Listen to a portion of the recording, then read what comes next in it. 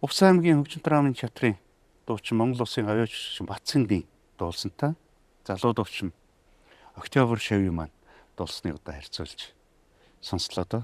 Сайхан. Сайхан. Айл айлын сайхан.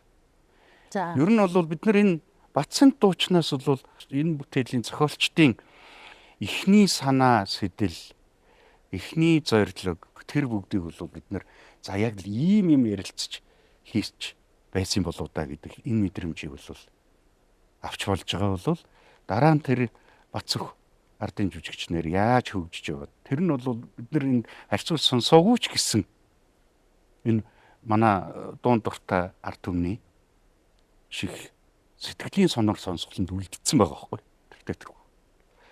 За Октябрь дээр бол ийм эрэл хайгуул хэлж дуулсан байна гэж ойлгож байна. Октябрь бол өөрөө бас энэ увс нутгийн хөөхд. Тийм болохоор бас энэ нутгасаа төрсөн энэ бүтээлийг бас дэлгэрүүлэе гэсэн тийм эрмэлзлээр энэ бүтээлийг хийсэн баха их сэтгэл тавьж тэгж шинэ байдал эрэл хийлж өөртөө эрэл хайгуул хийж хийсэн тийм бүтээл байна л гэж ойлгож байна да.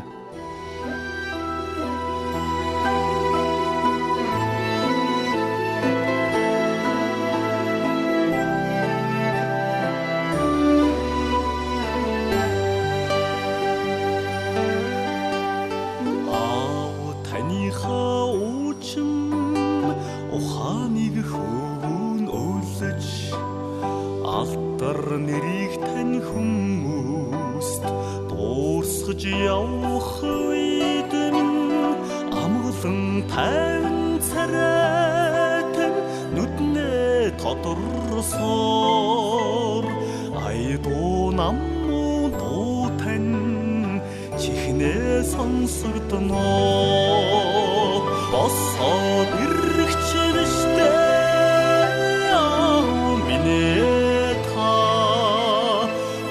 Бодлогогүй мөхөгээ зэмлэгч биштэй та алдаж ондог орчлонд шаналж мохордох үедээ аллаг нүдэнд нулимс хурж танига дурснаа алтрын үлж мөнхөдсөн үрбэтэндээ аавмын ахяд хизэж дуурсахгүй айлгон вэжтэй та босоо ирэх чивштэй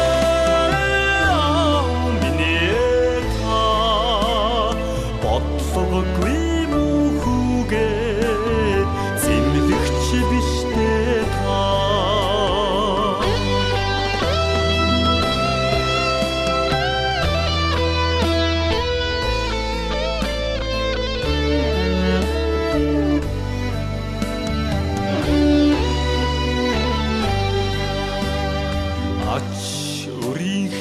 дахийг өнөрлөх бусдыг хараад аавны би танигаа дурсаж зүрхэндээ уйлнаа арсан нүдэнд нулимс хурж хорвоод авчдахаад аавыгаа чи орсон гэж бурхад дуалданаа босоод ирэх чивштэй минээ та бодлогогүй мөхөгээ зэмлэгч биштэй та босоод ирэх чивштэй минээ та бодлогогүй мөхөгээ зэмлэгч биштэй